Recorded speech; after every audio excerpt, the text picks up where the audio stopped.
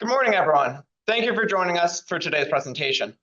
Daryn and I will be presenting our thesis titled Automation of a Preliminary General Arrangement for a Bulk Carrier. Following our presentation, Max and Joe will be presenting their thesis, so we ask that you hold all questions until the end. Before we begin, I would like to thank our primary advisor, Professor Martin, for his continual guidance throughout the project. I would also like to thank our reader, Professor Boyd, and our editor, Professor Scott. Their feedback has been integral to our progress so far in the thesis. As is typical with the Webb thesis, we have a long title that tries to encompass our entire scope. So let's begin by breaking that down. First, we have automation. Automation is a major goal of many companies. One of the world's largest IT companies has the following definition of automation. Automation is the application of technology, programs, robotics, or processes to achieve outcomes with minimal human input. But why would we want to automate? Is that not just stretching our own profession? Well, automation design allows for a designer to quickly explore options. This reduces time expended and also reduces costs. Additionally, design changes can be quickly implemented at any stage of the design process. This also has the potential to help us build better ships. Speaking of ships, we'll now move on to a core part of naval architecture, the design spiral. The design spiral is an iterative method that is implemented to progress the design from an initial idea into a built vessel. This allows for a designer. This is a repetitive process that involves repetitive reevaluation of the core tasks which are seen above. The designer moves from the outside inwards, moving in towards a final design. This ties into the next word of our thesis title, preliminary, which is one of the four major design phases, alongside concept, contract, and detailed design. The feasibility of different options are explored during the concept design phase. During this phase, the ship owner and the ship designer will negotiate until both parties come to a mutual understanding. At the end of this phase, a basic concept design will be complete. For the purpose of this thesis, we skipped over this phase as bulk carrier design is well understood. Once we get into preliminary design, we move on to establishing high-level details such as the overall dimensions of the ship and the major systems. More advanced trade-off studies can now be conducted using the previous design as a baseline. Moving on to the contract and detailed design phases, the designer works to complete a more thorough design that will be ready for fabrication. Sometimes multiple spirals will be completed in a single phase while the design is fleshed out. Our tool aims to reduce this amount of time spent by allowing the designer to quickly explore different options. For our thesis, we're focusing on meeting mission and regulatory requirements, as well as determining the arrangements of the vessel. The third portion of our title is our vessel type, the bulk carrier. A bulk carrier is a ship that carries dry cargo, as you could probably guess, in bulk. The cargo is not packaged in any sort and is instead placed loose into cargo holds, which have a hatch cover on the top to be removed for loading and unloading. And smaller bulk carriers have cranes and other cargo handling devices to allow for cargo to be unloaded easily. Lastly, these ships possess a high block coefficient, which is the fullness of the vessel under the waterline. This allows for the vessel to carry more cargo for a given length of ship. Here we have a bulk carrier general arrangement. A general arrangement is a two-dimensional drawing that shows the arrangement of the vessel. Each component's size and location is shown in relation to the hull form as well as the bulkheads. We'll revisit this general arrangement later to further explain some of the views. Now that I have a basic understanding of our thesis, here's an outline of the remainder of the presentation. I will begin by covering the objective of our thesis. Then I will frame our thesis as it fits into the broader naval architecture community. Then I will talk about the theory and procedure, which Daryn will then finish. Following this, she will describe her results and conclusions, and then move on to recommending future work. Our objective is to create a user-friendly program that efficiently generates a preliminary general arrangement for a bulk carrier in AutoCAD from basic ship parameter inputs. In order to accomplish this, we had to impose some limitations. These include the vessel needing to be single screwed, conventional diesel, and have a deckhouse located in the aft of the vessel. All of these are self-imposed in order to fit inside the scope of a Webb thesis project. Here is a bulk carrier we saw previously. Some views are removed as they will not be included in our general arrangement. First, we have the deckhouse and machinery views. These show the planned views at each deck from the bottom of the machinery space all the way to the top of the deckhouse. Next, there's the profile views. Here, you see the cargo holds, cranes, main engine, and deckhouse. Then there's the plan view. The plan view is taken from the top of the vessel and shows the hatch covers, cranes, mooring deck, and deckhouse at main deck level. Finally, there's the midship section, which shows the typical cargo hold arrangement near midships. I'll now go over some general trends in the ship design industry. Ship design was traditionally done on paper using splines and straight edges, as the Webbies can be seen doing above. With the advent of computers, the design process moved to two-dimensional software programs such as AutoCAD. More recently, applications such as Ship Constructor have moved the design process into 3 dimensions. This allows for a designer to better understand the design and how different components are run. This also allows for ease of fabrication when it reaches that stage. Alongside these advancements of modeling tools, there have been advancements in automation. The following are 2 projects which highlight that, and were both completed in 2022. First, we have the Smart Ship Systems Design. This was a project done for the U.S. Office of Naval Research. Just like the other model I will talk about, it uses a master model that tracks the core variables in one place.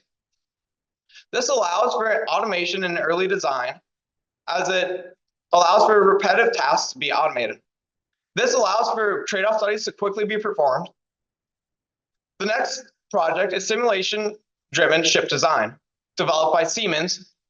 This also uses the same master model to track all variables.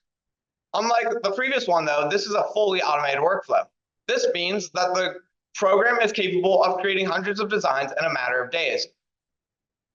This feeds into a modified workflow that spits out designs based on the previous one.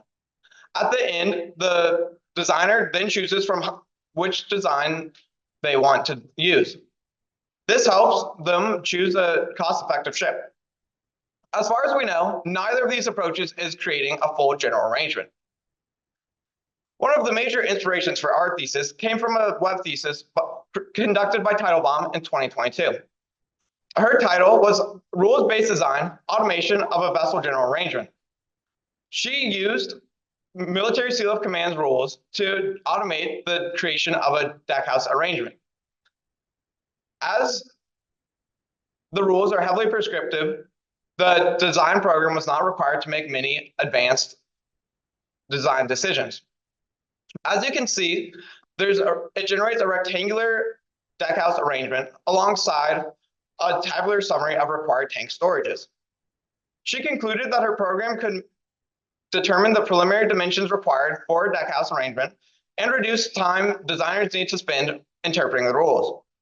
She did recommend to expand the scope of the project to other spaces on the vessel, which we are following. The following are the inputs that a user is required to provide our program. First, the user must input deadweight tonnage, length, beam, and depth. Then there's some optional inputs that the user can choose to provide. These include the complement of the vessel, whether or not the vessel should have cranes for cargo handling, the minimum power that the engine should have, and finally, what type of bow the vessel should have. To enable our program to run, we formed a database of bulk carriers. These ships were used in a regression that determines many of the key values of the ship. The table above shows the highest, average, and lowest values. We had ships ranging from 32,000 deadweight tonnage all the way up to 180,000 deadweight tonnage. This corresponds to a length of 171 meters all the way up to 283 meters. This database was made up of 11 ships. 6 of these ships are small, handy-sized vessels. 2 are Panamax-sized vessels.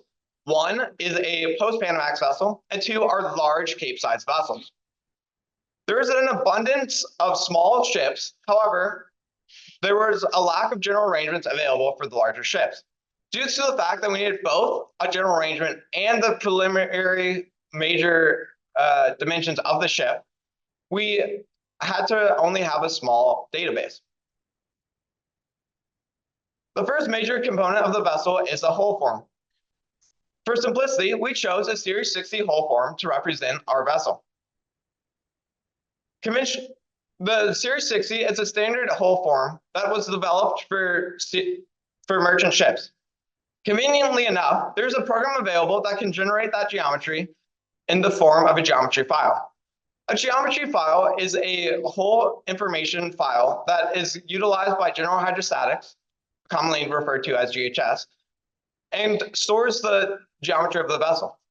From there, we use custom scripts to pull the table of offsets at custom waterlines into Excel.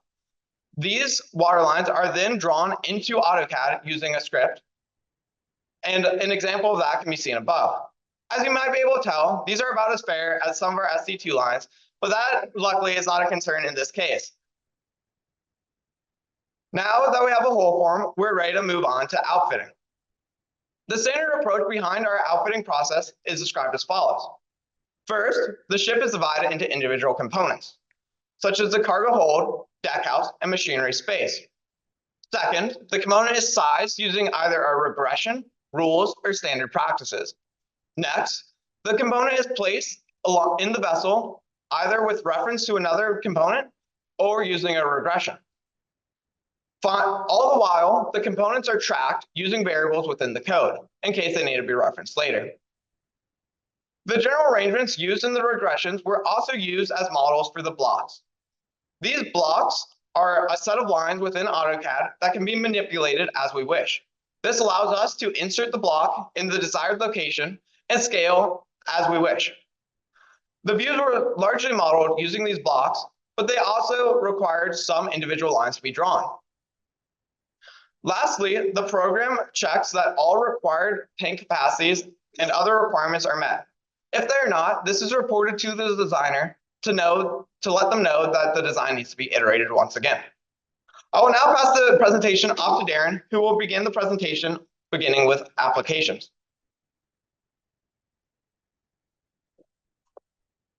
Thank you, Konrad.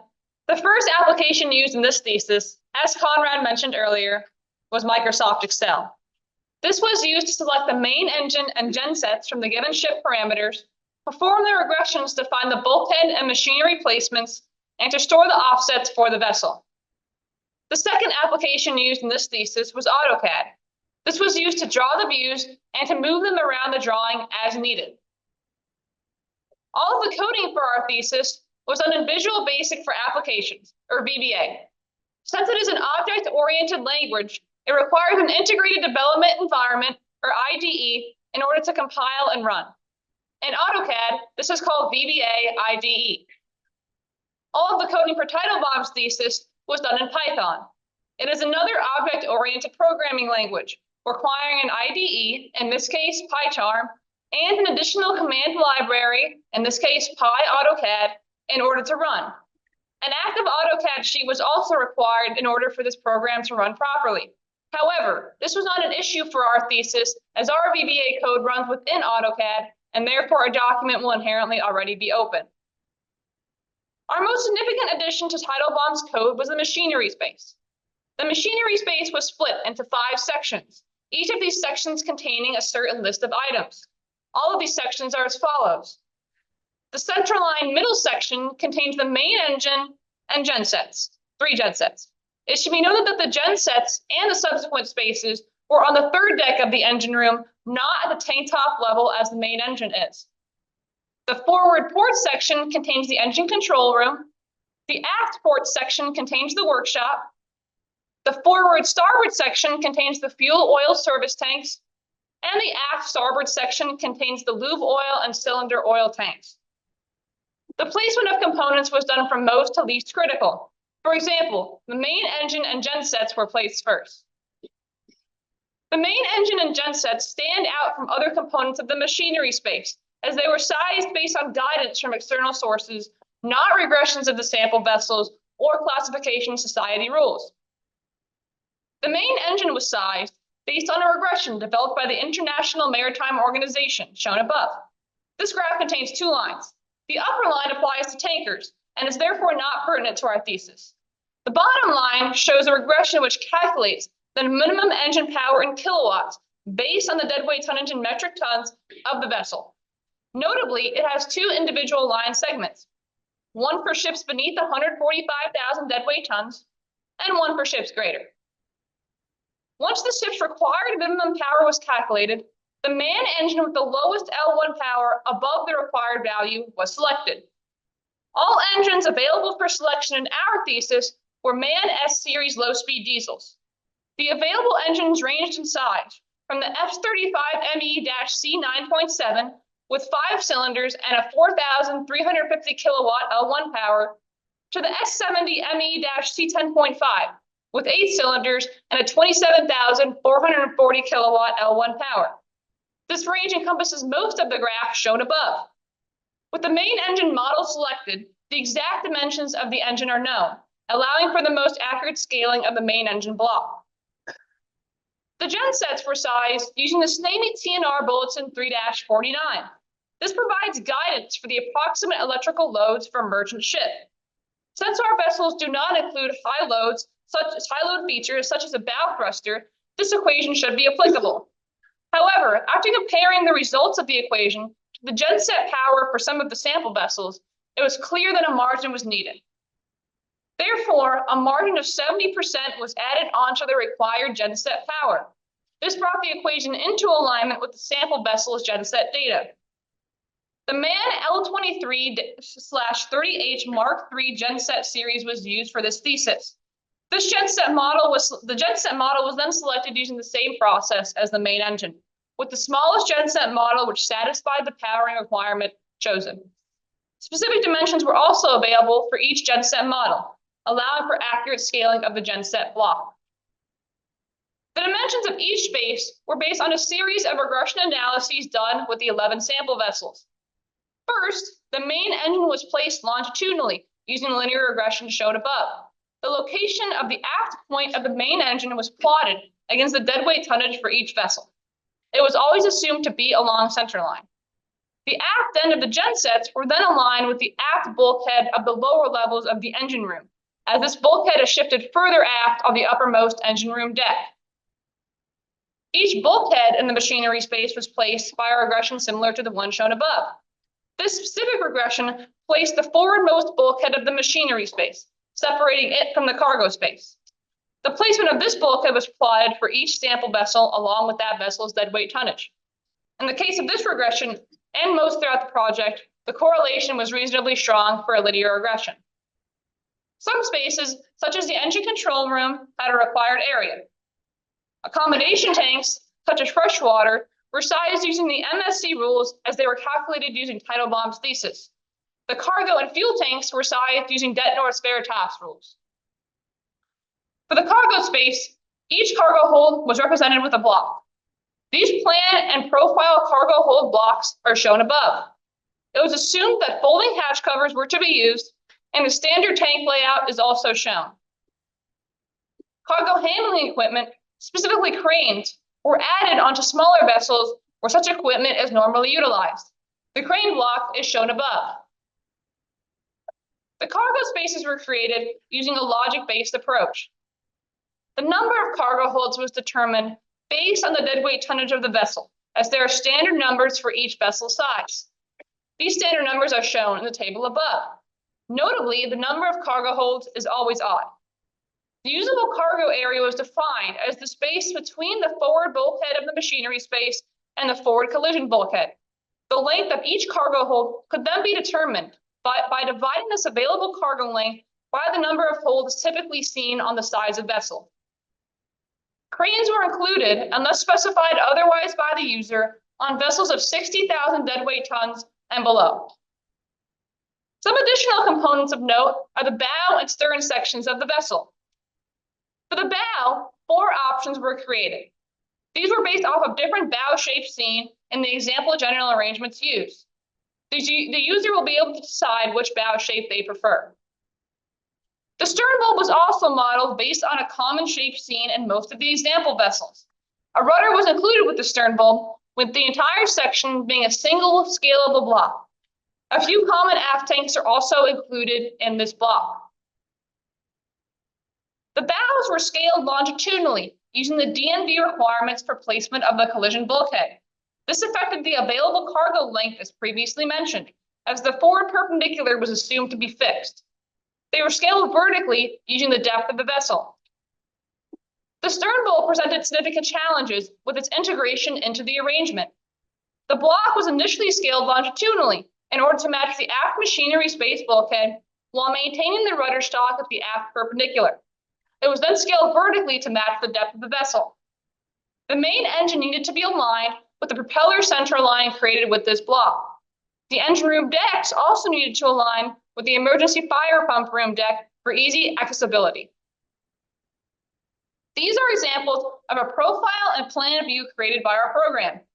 As you can see, the profile view contains a stern bulb, machinery space, deck house, cargo space, and bow.